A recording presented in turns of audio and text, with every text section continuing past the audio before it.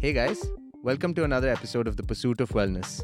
My name is Kabir Uppal and I'm your host. I'm a fitness enthusiast myself, and by chatting with guests, I hope to learn a lot myself, and hopefully you will too. You can check out our Facebook group, The Pursuit of Wellness, where we interact with our guests and listeners and discuss their amazing journeys. You can also follow us on Instagram and Twitter at TPOWPodcast. This is a Muncher Media production. You can find out more about us on munchermedia.com. On this episode, we're chatting with Vesna Jacob.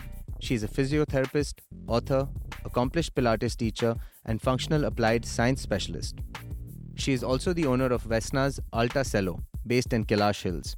She has had an amazing journey that has brought her here, filled with personal struggle and great choices that she's made. Her holistic philosophy brings together the body, mind, and soul. Let's jump right in, guys. Hey Vesna, welcome to the show. Hi, great to be here. Thank you so much for taking time out of your busy schedule to be here with us and share some knowledge for all of our listeners here. Thank you so much for having me, actually. So we've already given our listeners a little bit of an introduction about you and background about you, but why don't you tell them a little bit about yourself in your own words? I'm from Bosnia. I was raised and grew up in Bosnia, in the country that was back then known as Yugoslavia. And I was always athletic. I started as a young runner, and then I fell in love madly with basketball, and that was my first love.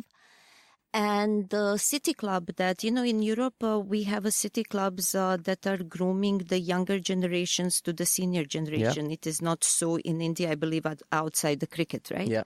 So my city club were European champions. So wow. Female basketball was very, very strong. And I loved the game and I worked very hard and I was a national level player. And war started. War started in the early 90s and I was just turning 14, 15 at that time. And I started playing with a senior team. So I was very perspective at that age. Yeah.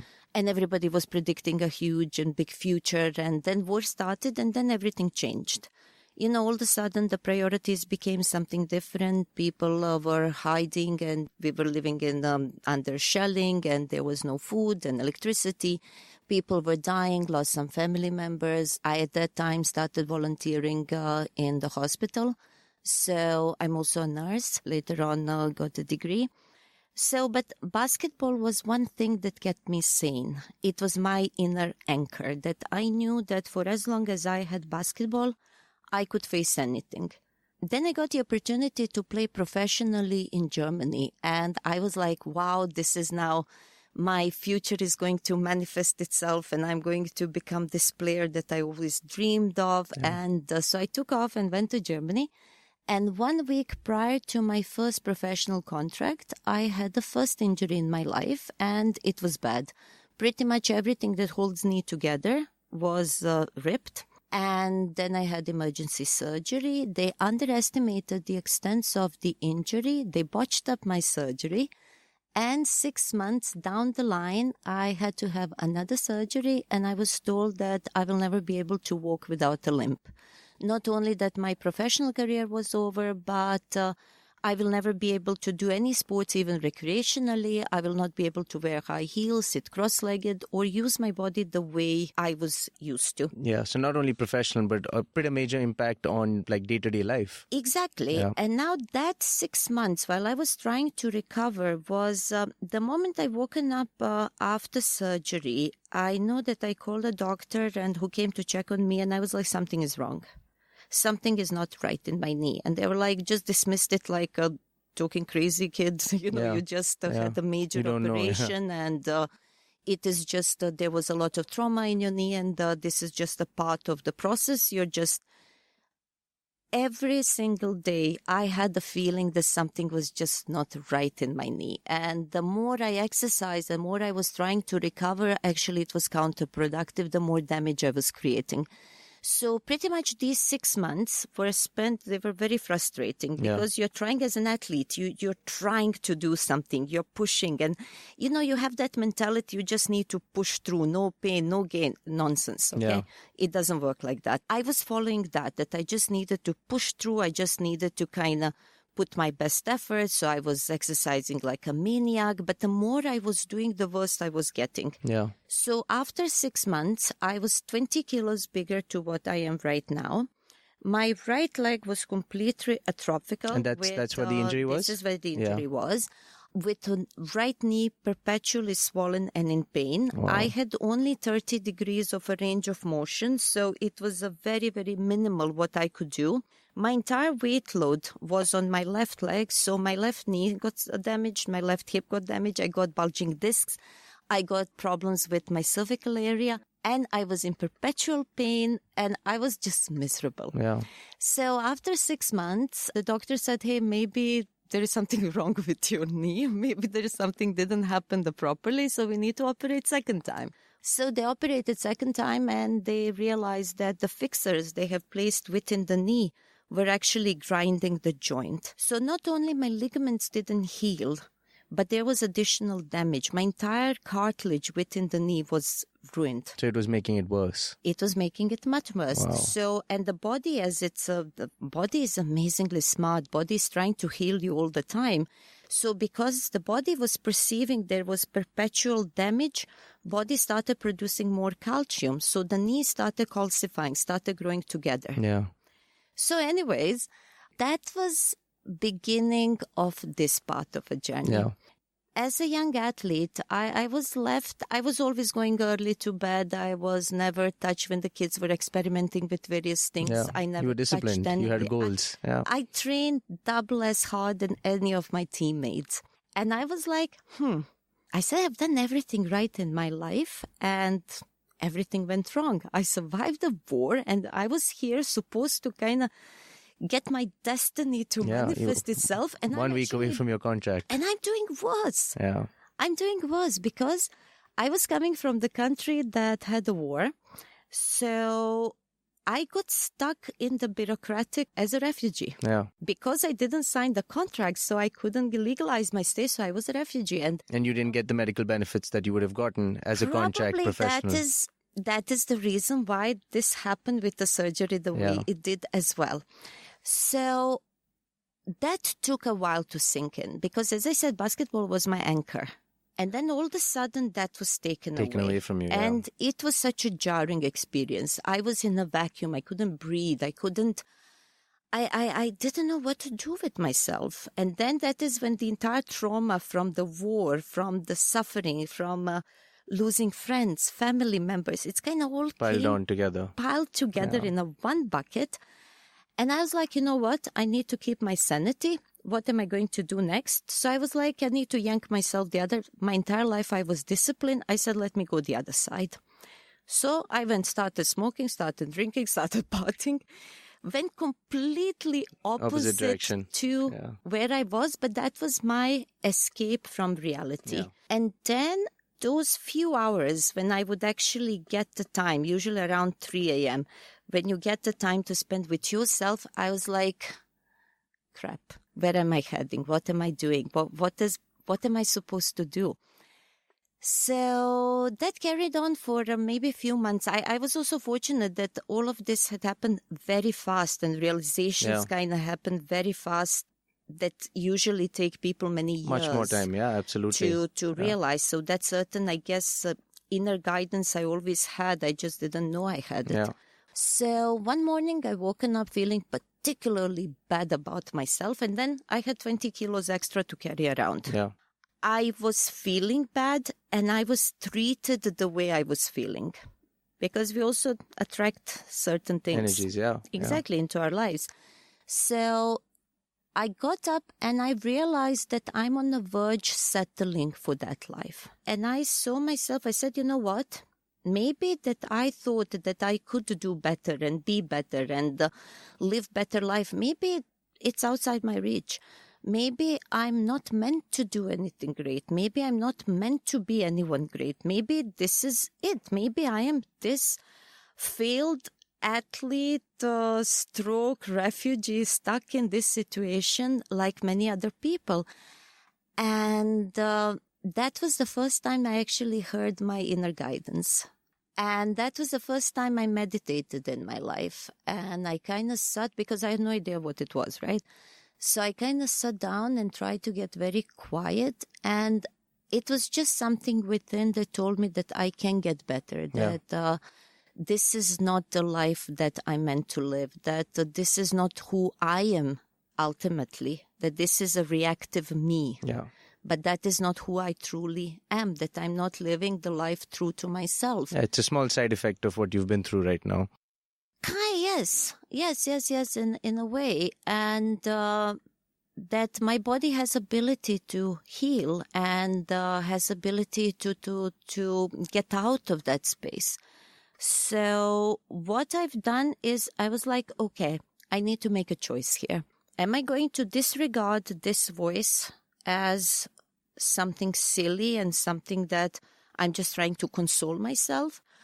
Or I'm going to catch hold of this voice and to take it as a truth?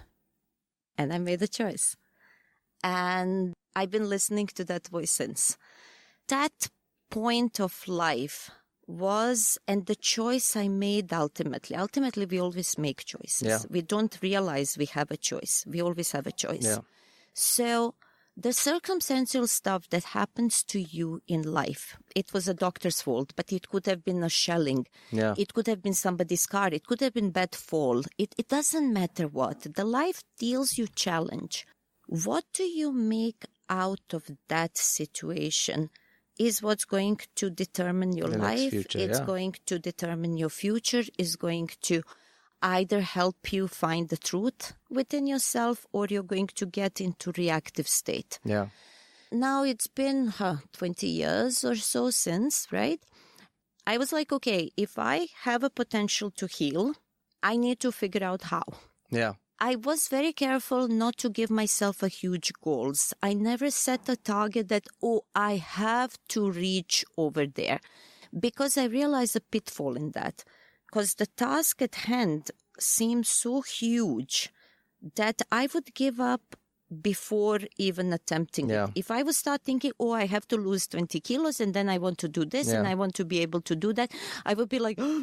So were you breaking those tasks, like that mammoth task, into smaller tasks and smaller goals? No, I still don't do that. Then? What I do is I take every step the way it comes. Okay. And I adjust and align myself every moment, because the goals are setting certain expectations. And we are all competitive and we all want to reach. And then the trip, and that is when your ego gets in the game. Because your ego is not going to be humble enough to tell you, no, maybe you have trying too much than you can chew. Yeah. And then you're failing to realign yourself accordingly because of that pressure of a task. And you're treading a very dangerous path. That is when injuries happen or failures. And then when you face that, that is going to trigger all of your demons within. That's very interesting, because, a lot of the people that we talk to about, making big changes in their life, that have had transformations, whether it's, physical or mental in nature, any kind of big obstacle they've kind of, crossed to be successful, to be healthy, it's usually been either, having that big goal in mind and constantly inspiring and motivating themselves, or it's been that they've, broken that bigger goal into smaller goals and kind of set timelines for themselves. Are you saying that that's not the approach you took? Even if you didn't look at losing 20 kilos as the goal, how did you get from there to where you are now? Well, I started studying.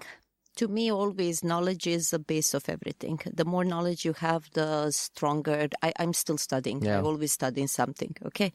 There is always something new to be learned, and everyone around you give you opportunity to learn something if you choose to be open to learning, right? So I was like, okay, obviously, if a little voice within me is telling me I can get better, let me see if I can get every day a little better to what I was yesterday. Let me, if I make mistake, to say, okay, what can I do to prevent mistake of happening again? Because again, everything is giving you opportunity to learn. It just means that if I keep making the same mistake, that I'm not learning something that is presenting itself. So I need again to realign myself. Everything starts with you, ends with you. Yeah. And it's all about kind of trying, feeling it, backing off, readjustment. Yeah. Let's move on. readjust, move on. My bachelor's degree is in political science. Amazing. So that is what what I was Starting off with, yeah. And that was my serious job in my past life. I split my life into this is the fourth life I'm living within this one, right? I have a life before war, then I have a life during the war, then I have a Germany and the recovery, and then I have a India. Yeah. So all these lives, they're different parts and different stages of my life. Yeah. So anyways, I started pretty much any exercising system, diet regime, anything that was out there, I would try it. So I started with doing some weights and doing some recovery programs, then try with a certain few diets, got hold of it. And then I started noticing that nothing was really working for me fully. Everything had things that were really good for me, and there were things that were not working for me. So I was like, okay, what do I do with this now? I said, I will readjust. Because again, we are so used to, and that has been also learning on completely different level for me, is that one shoe does not fit all. Yeah, you have to kind of customize it to yourself. We are so unique, and yet people, whoever is following one thing or one line of thought, is like, no, this is the way. There is no one way. Each and every way can get you where you need to go. You just need to keep on modifying, aligning it with you at that point of time. So in the meantime, I started losing weight. I became a little more mobile. I was doing much better to what doctors told me I would be able to do. I also started studying a bit more from the understanding of the movement, because as an athlete, you do what your coach is telling you. Yeah. You don't You're ask. Listening to your doctors, you're listening to people that are giving you that advice. We have a saying, if a coach or tells you jump, you don't ask why, you ask how high. Yeah, and absolutely. That's pretty much that. As an athlete, you do not question. Yeah. So I was like, okay, I need to go on the other side. I need to question. Why was I making to do certain things? What was the agenda behind that? So that was the other side. In the meantime, I realized that I needed to do some emotional healing, that I was harboring way too much anger and way too much of disappointment. I had the fortune to have a misfortune very early on in life, which again was the opportunity to grow. But yes, and at that point of time, I didn't know how to protect my inner space from the environment.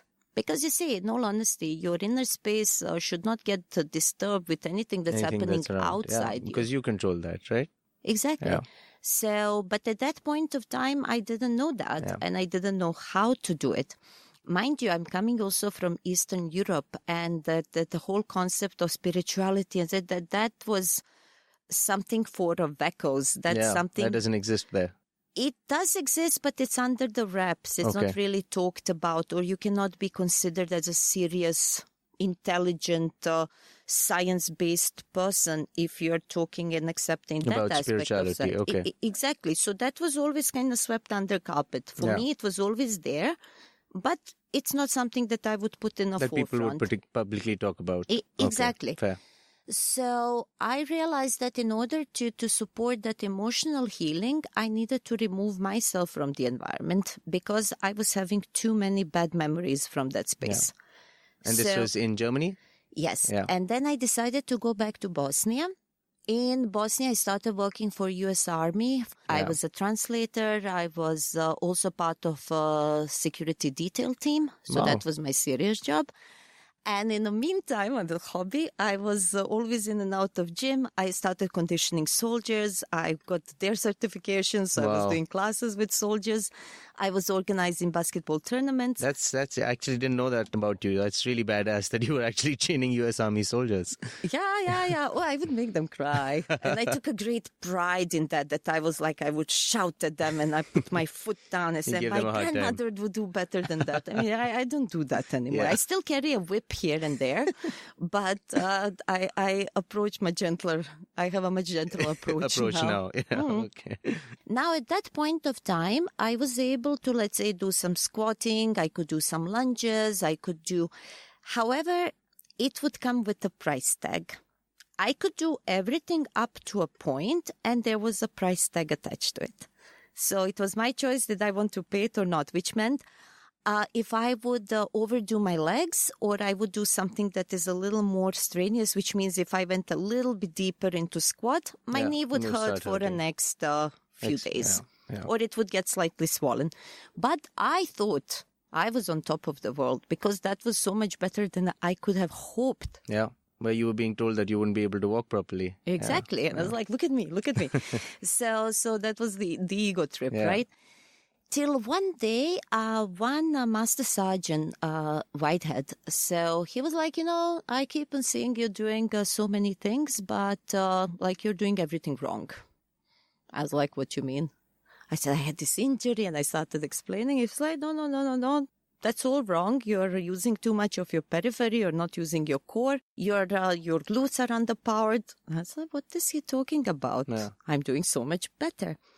So he was the person who introduced me to Pilates. And that was the next kind of redefining moment in my life. Pilates changed my perspective. So some of our listeners may not know, what Pilates is and, what are the basic foundations of that. Can you tell us a little bit about that? Pilates is a system of exercising invented by Joseph Hubertus Pilates, who happened to be a German, a century ago, who was very sick as a child. And his opinion was, it seems that only healthy people can do the movement, while unhealthy people are the ones who need the movement more. More than anybody else, yeah. So he started playing with that idea as his guiding line. And he believed that the body is a unit where the core, the middle, the center of your power, so your abdominal, your pelvic floor muscles, your muscles of the glutes, of your hip flexors, they're the ones that are should be actually controlling the body, and they're the most important. And for as long as your core is strong,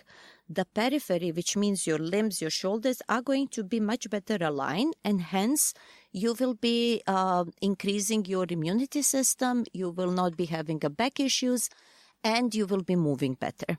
That is pretty much in a nutshell what Pilates is. A lot of people are mixing it with yoga, and the Pilates is a very physical.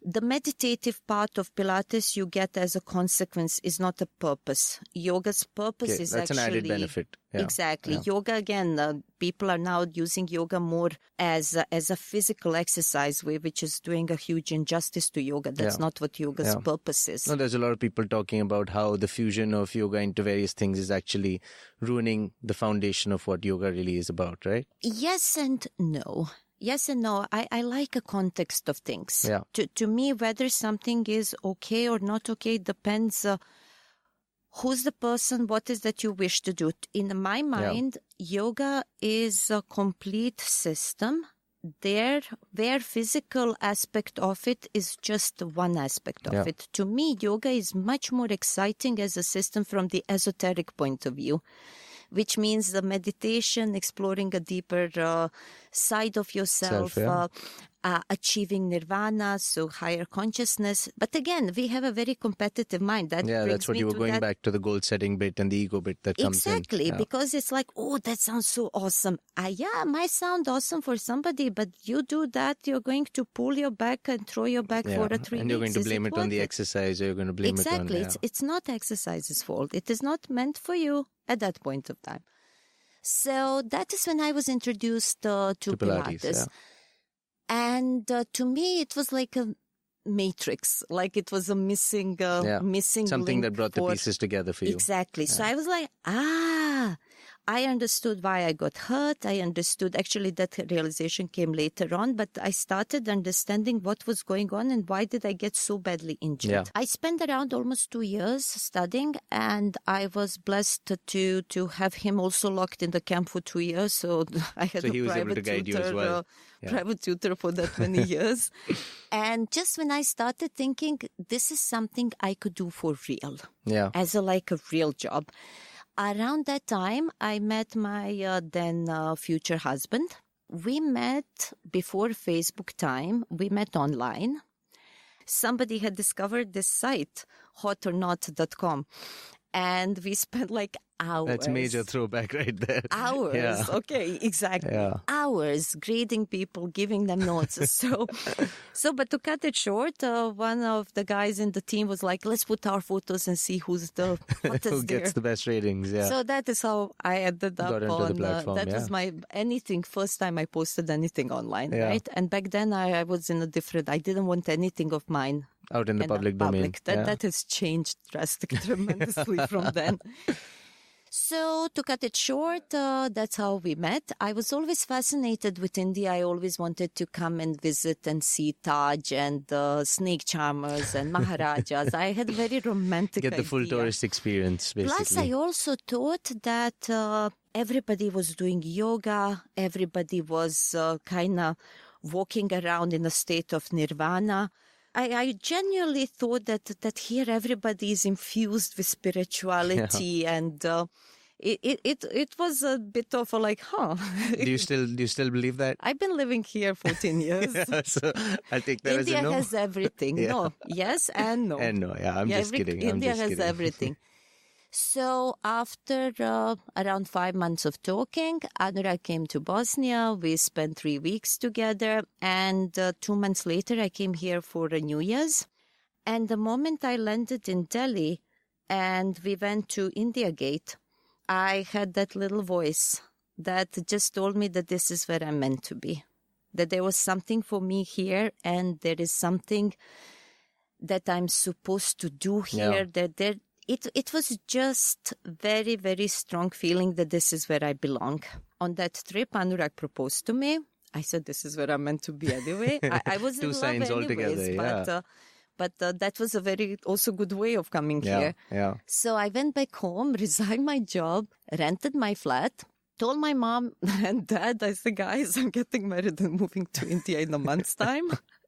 It took me 33 days to just do formalities. Pack up and come back, yeah. And that is when I sat with myself and said, what am I doing?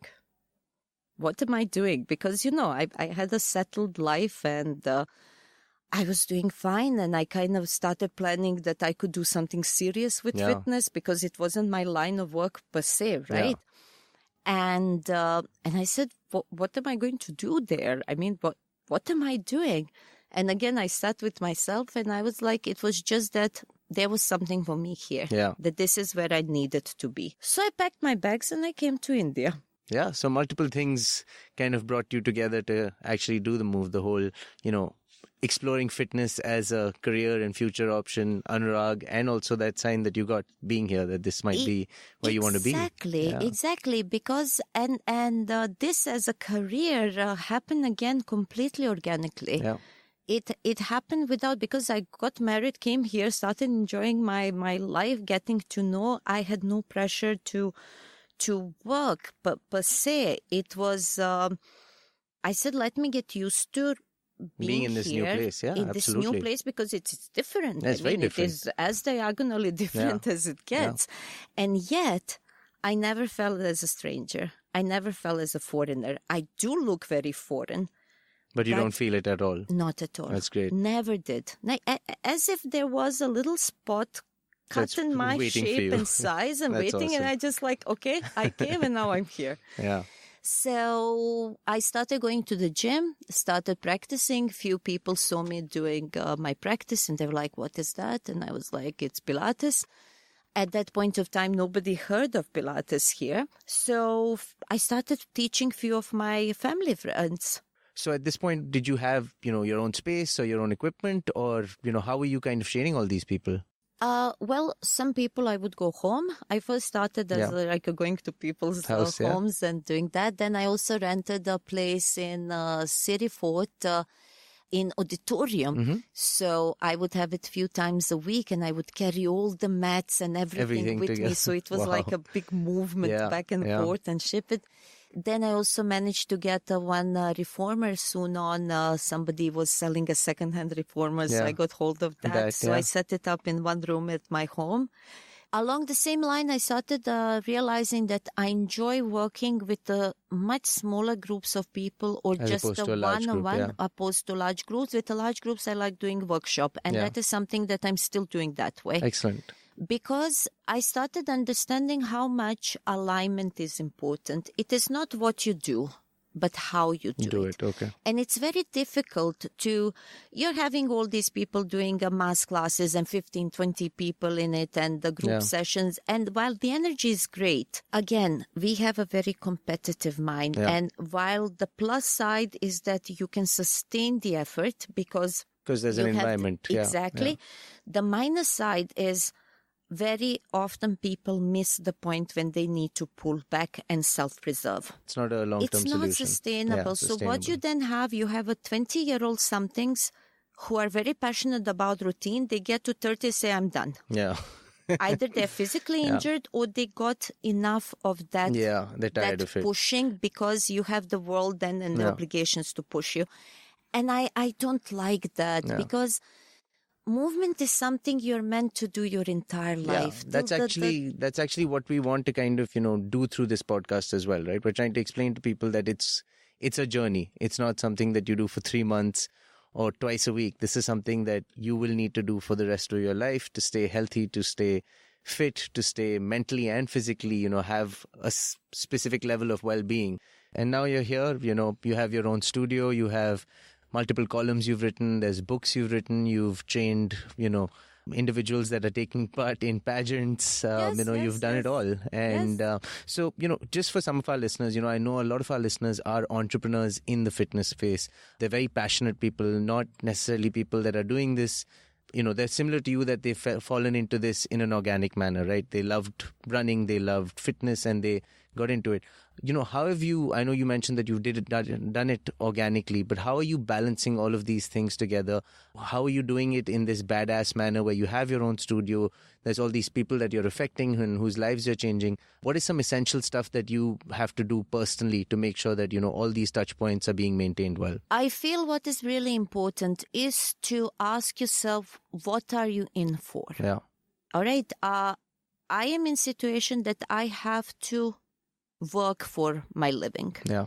Unfortunately, given my background, I am not in situation to take this up as a hobby and then my essentials are taken care of because by some other thing. Which is somebody else's situation, Could not be. mine. Yeah, right? Absolutely. So you first need to make a clarity within your head. What are you in for? Is it a hobby or it's a business? Yeah. If you're in it for a business, then there is another thing that you need to be clear with you. Are you in for the money or you're in for the passion? And how do you balance the money part with the passion bit? Because if you're running a business and you're in it for the money, then you need to put your personal likes, dislikes, sometimes even beliefs aside on the side, in order to earn money. Yeah. And that there should be a crystal clear distinction within yourself. It is what it is. Yeah. If you're talking business has no emotion. It has show me the money. Yeah. This Objective. is my loss sheet, profit sheet, and move on. Yeah. If you want to have your peace of mind and to do things aligned with yourself, you need to make clear that then the money aspect is not going to be as much as you might have earned. Yeah. If you have taken different paths. So that can't be the driving force. That has to be secondary to aligning yourself and being passionate. That is the piece that I made with myself. I like spending time with my family in Bosnia because of my daughter, because I also have a 10-year-old. So I made my choices that what is important to me. It's important for my child to know the language, to spend the time, be part of the culture, which means a certain amount of time in a year I have to spend abroad. Yeah. Which means when I'm not here, I'm not earning, or I'm doing something while I'm over there and I'm realigning that.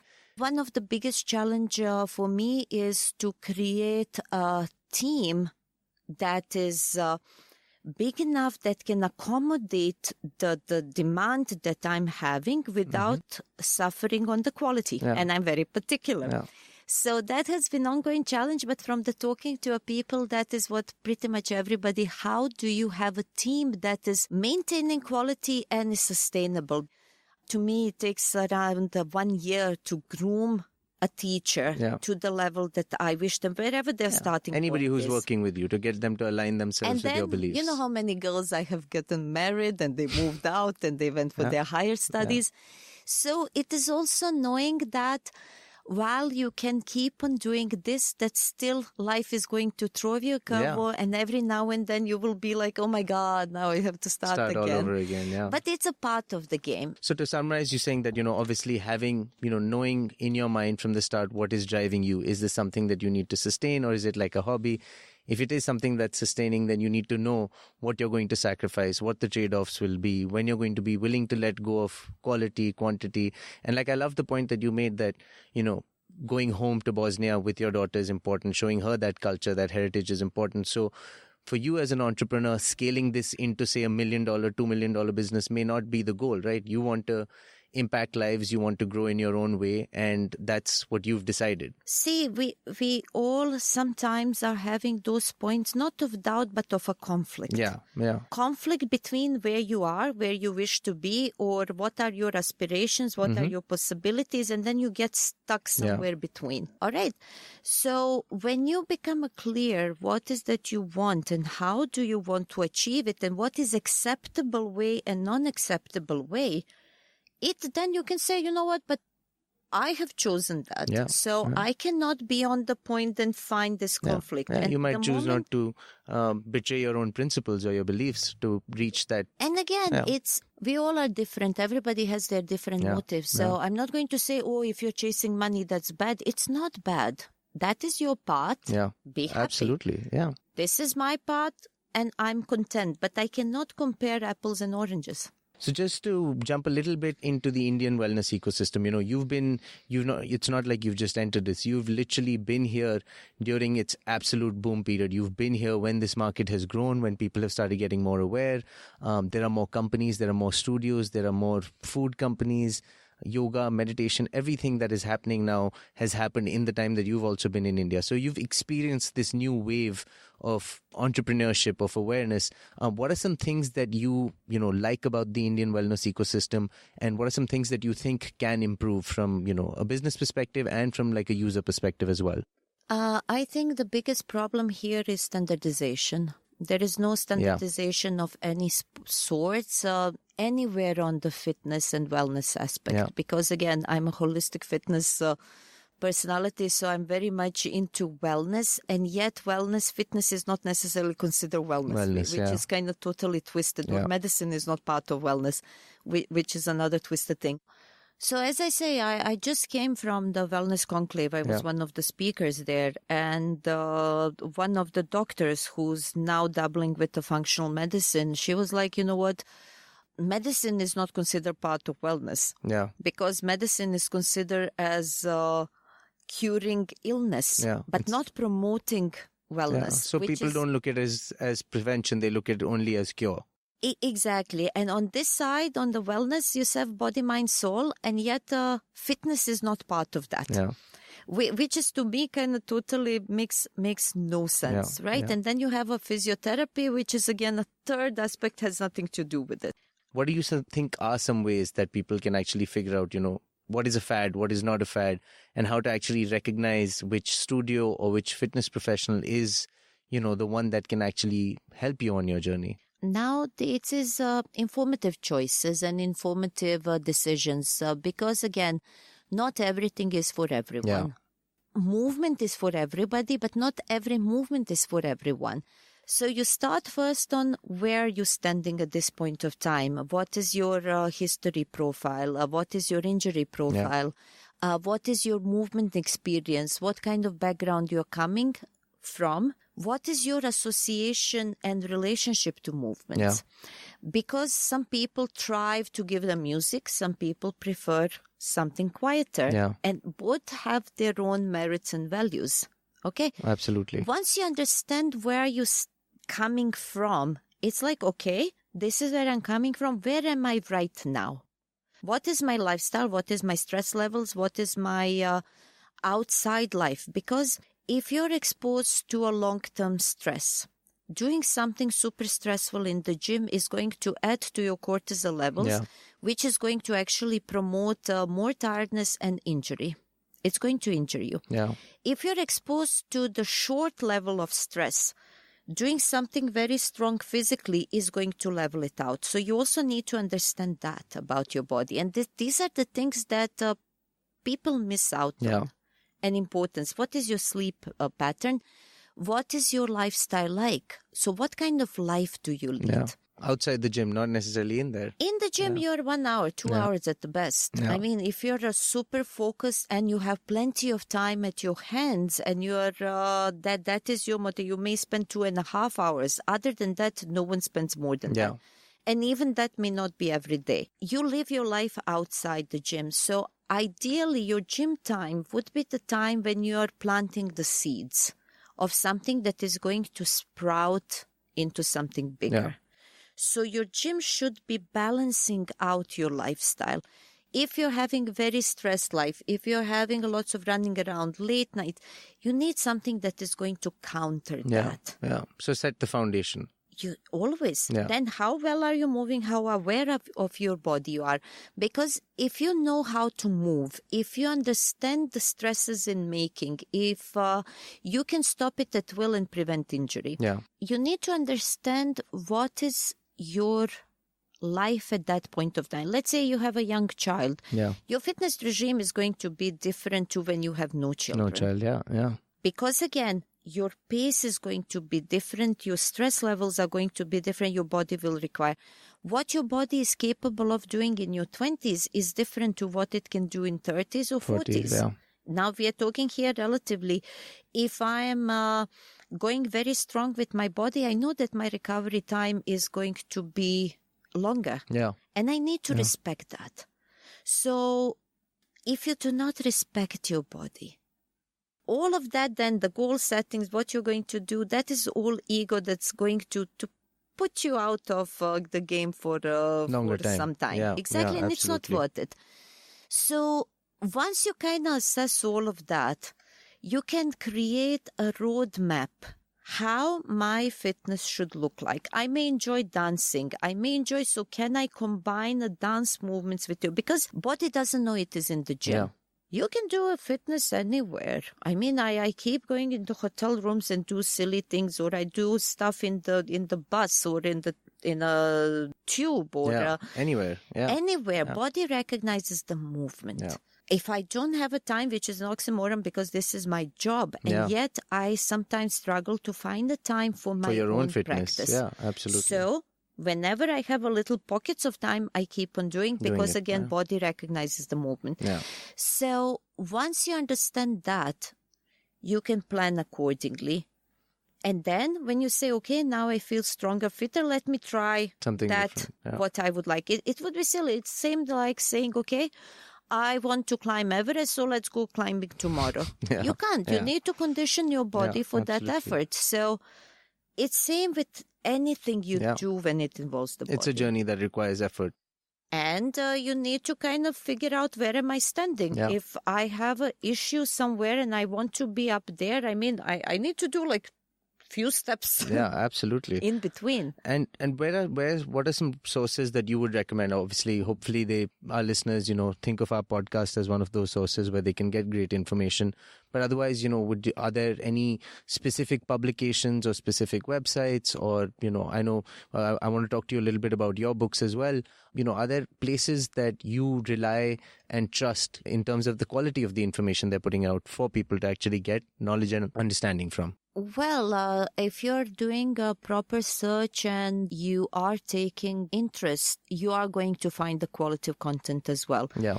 So just something that has a huge number of followers is not necessarily qualitative stuff. Yeah. Okay, so I would first like to start with that because that is a trend that I've noticed. Yeah, people think that this must be legitimate if it's got a lot of followers. Exactly. Yeah. We are also living in a very visual world. So if we see somebody looking good, we're like, that person must know what they're talking about. Well, that's also not true. That's also not true because absolutely. The level of knowledge with your physicality and if you found the way what works for you may not be something that works for and you may not be able else. to replicate it for somebody else. Exactly. So as I say is go by your gut feeling. Go by your gut feeling is that if something makes sense with you, resonate, and then set it through the filter of your own, because most of people who come injured to me, right? I was like, haven't you noticed anything? What was happening? They say, yeah, I was kind of feeling weird and it was not really making sense and it was not working for me, but he or she told me, no. Yeah.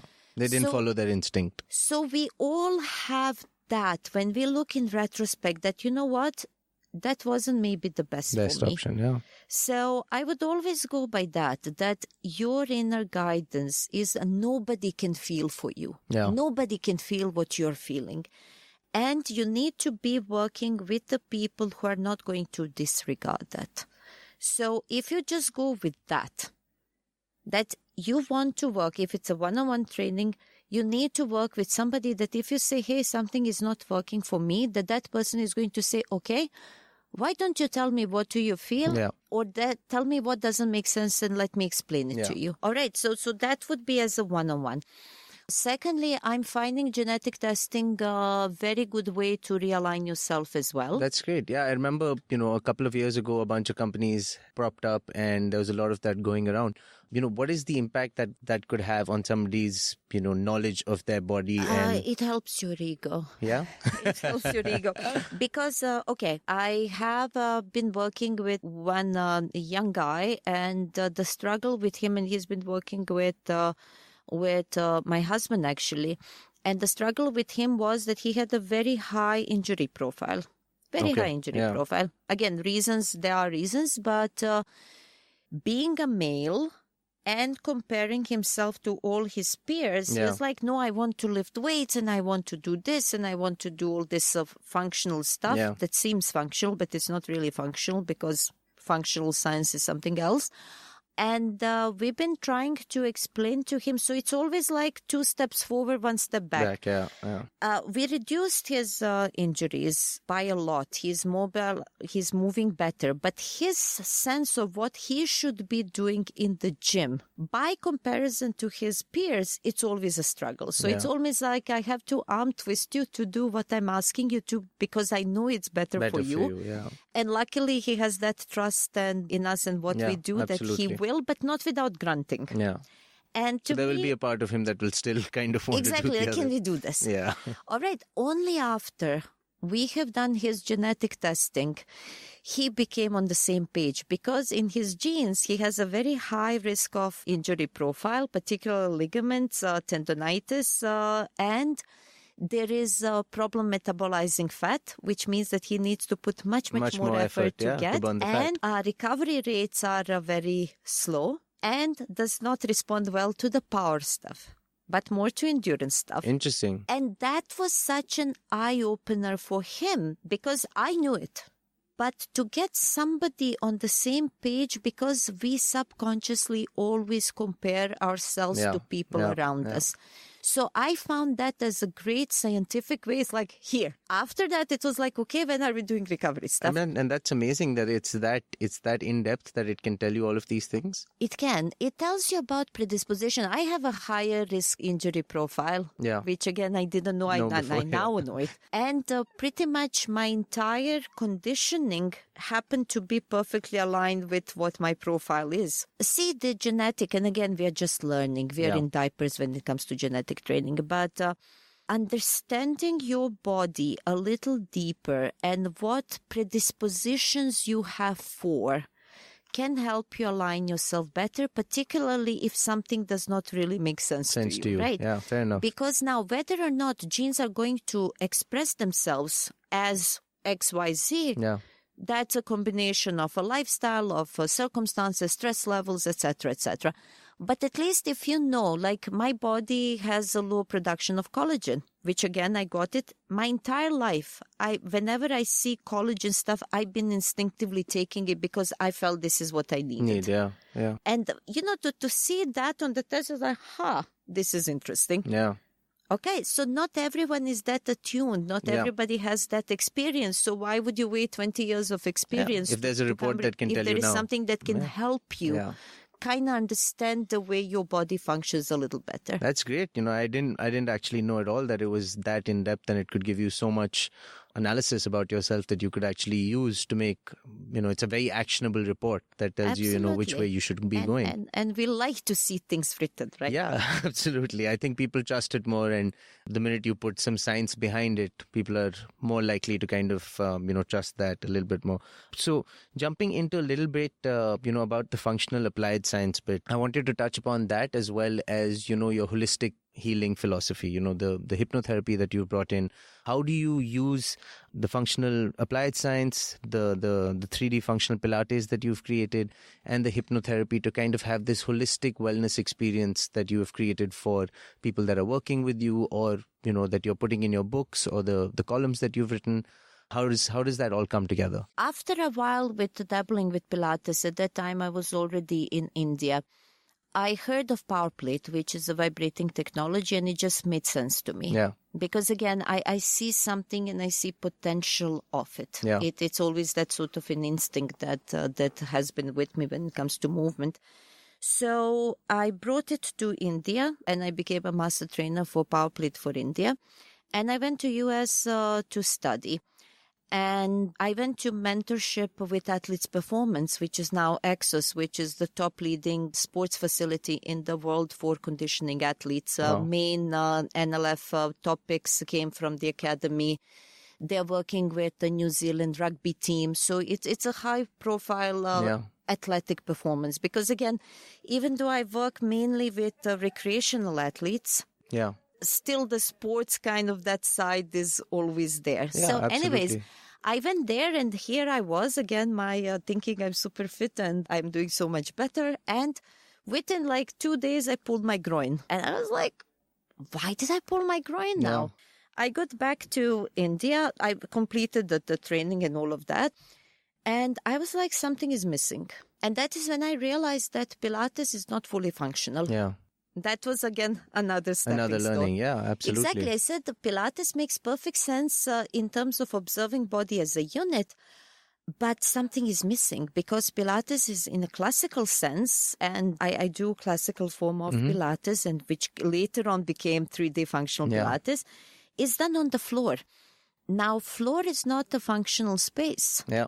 You're not meant to spend your entire day on the floor. On the floor, yeah. So while on-the-ground conditioning has a huge benefits because it takes the gravitational aspect to another level, etc., etc. However, in order to make you fully functional, I need to bring you upright. So I was like, how can I now take this Pilates story into the functional space? Taking Pilates upright without really understanding why am I doing it. It just made sense to me. Yeah. And I noticed that people around me were getting even better results. In the meantime, I'm also a physiotherapist because my kind of studying kind of is always on the side. You never stop, I'm right? You always never stop studying. doing something, exactly, Yeah. because I want that more knowledge, right? So when my daughter was born 10 years ago, that is when I actually started sensing energy as a physical form.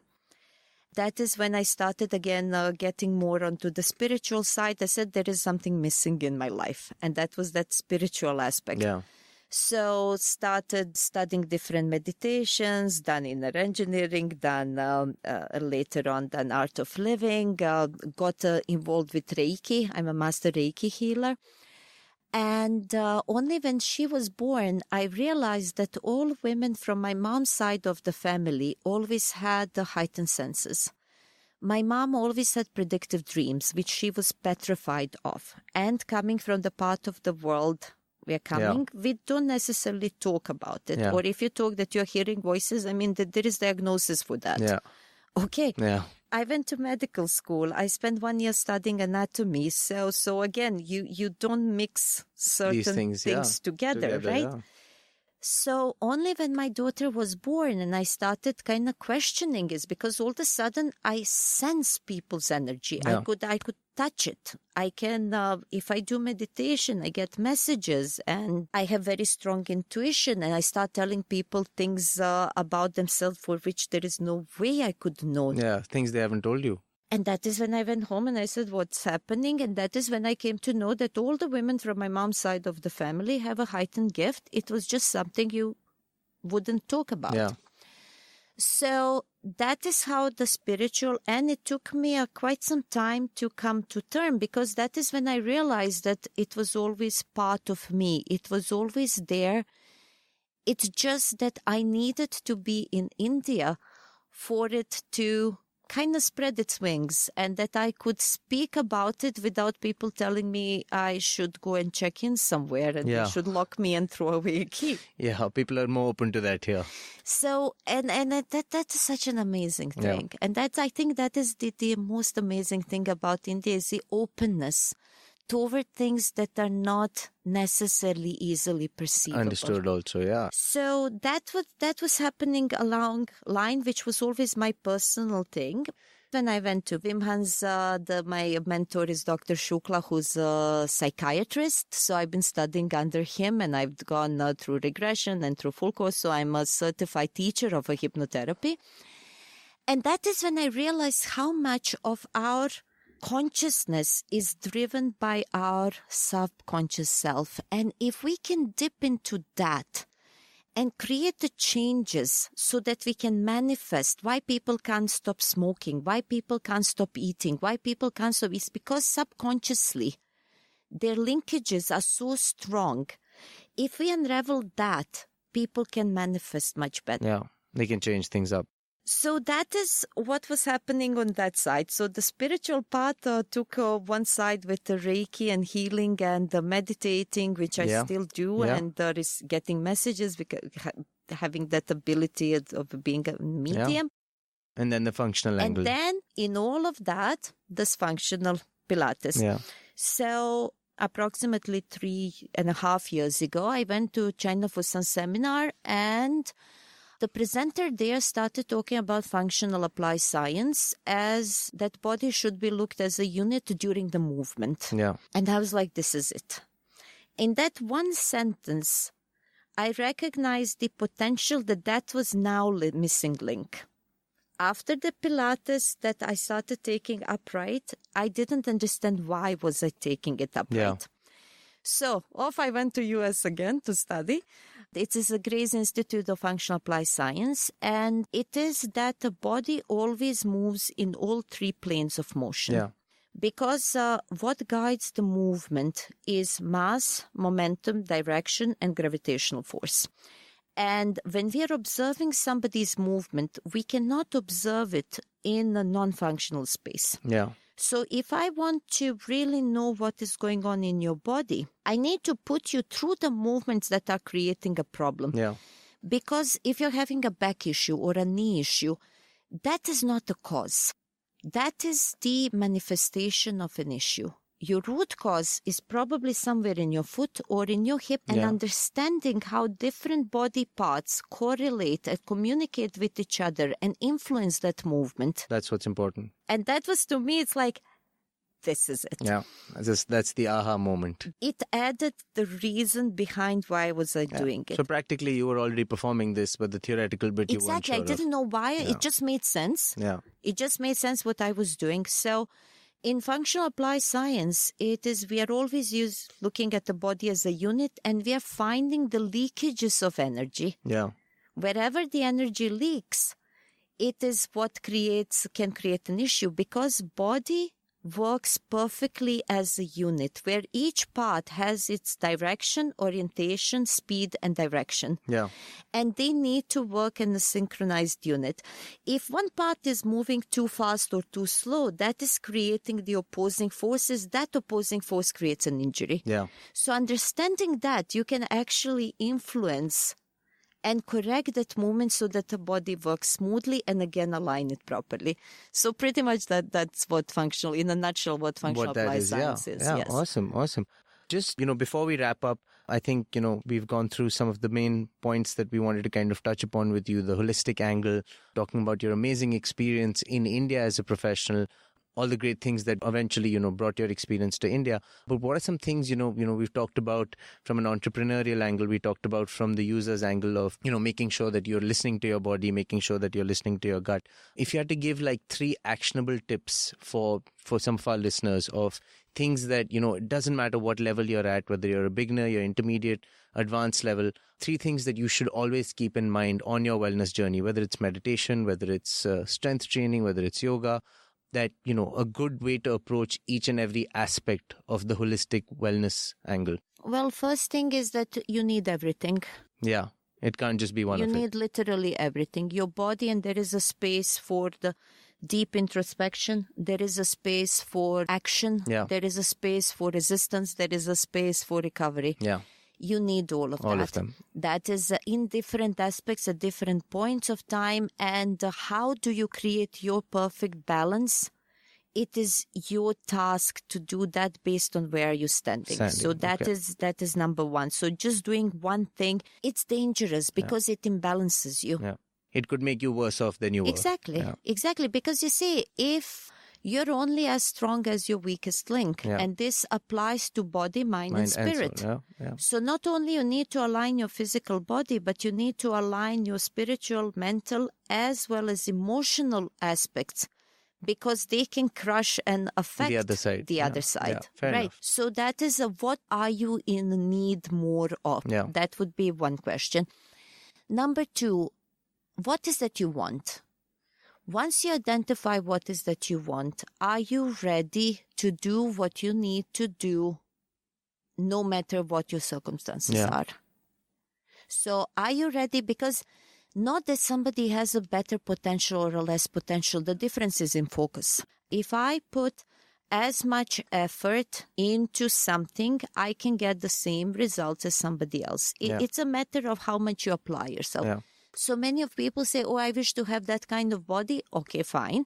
Are you ready to work for it? So you're not ready to do, then resolve the conflict. Yeah. You cannot want that without being ready to do this. Yeah. If you're not ready to do this, then make your peace with the other side. Yeah. So to me, it is always about conflict resolution. That if I want to eat a cheesecake, I know that tomorrow I'm going to be heavier, or in 2 days, then I can't crib about that. Yeah. So we have this, that I want that, but I'm not ready to do this. And then I'm going to grip. Effort should match the result that you really want to get. Always. So the second is, what is that you want? It's a choice. It's my choice. If I want to finish a course or a school or get the body I want, it's not a sacrifice. It is a choice I'm making because that I want that. Yeah. And you need to do what you need to do. Yeah. There is no sacrificial lambs. I'm not sacrificing No, there myself. shouldn't be a negative aspect. Absolutely. I'm choosing to live this path. Yeah. So the moment you say choose, you're taking ownership. Yeah. And then third, be careful. How do you set your mindset? Yeah. If you're looking at it as a struggle, as a difficult, as a huge, you're already setting yourself somewhere, oh my God, I have to push so hard. Yeah. If I am in the environment that is not conducive or supportive of my wishes, and my wishes are big enough, I need to change environment. Change people around you. Surround yourself Make the change. Exactly. Surround yourself with the support system that can give you that backing if you're unable. Because most of people who come to me and say, oh, but I can't diet or I can't stay away from drinking because everybody tells me, how can you? You're not enjoying. Yeah. I'm sorry, I don't need food to enjoy myself. I don't need drinks to enjoy myself. I don't need that. I can enjoy myself regardless. Yeah. I don't need stimulants to enjoy it. The life is a stimuli enough. Yeah. So surround yourself with a supportive mechanism. Clear your energy. Amazing. I think those are great tips, and actual actionable wise, people should, be able to practice that and get into that if they really want to, get to where they want to go. Vesna, thank you so much for, making the time for us. I've truly, really enjoyed having this conversation with you, and I'm sure there's going to be so many things that our listeners, I know personally I've learned a lot from this. our listeners will learn a lot. Where is it that they can get in touch with you? Where can they find you if they want to follow your journey?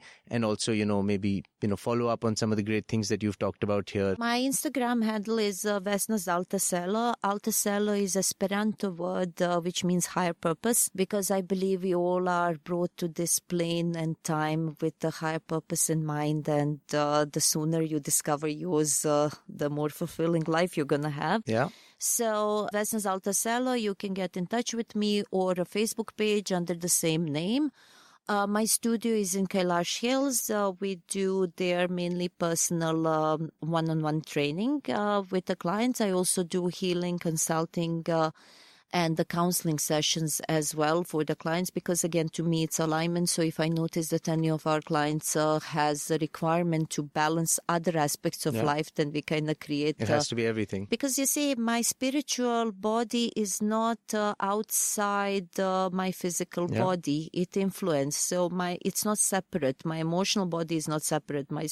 So it has to be aligned, and sometimes we just need to kind of create that space. So I would be happy. Drop me a line, write an email.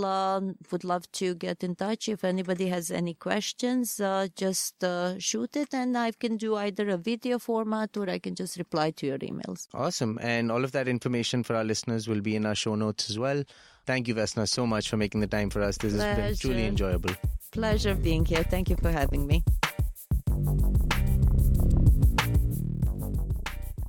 All right, guys, that was this week's episode of The Pursuit of Wellness. You can find us on iTunes, Castbox, Savan, or wherever you get your podcasts. We're on Facebook as The Pursuit of Wellness and Instagram and Twitter as TPOW Podcast. And you can check out our website, munchermedia.com. This has been a Muncher Media production. Thanks for listening.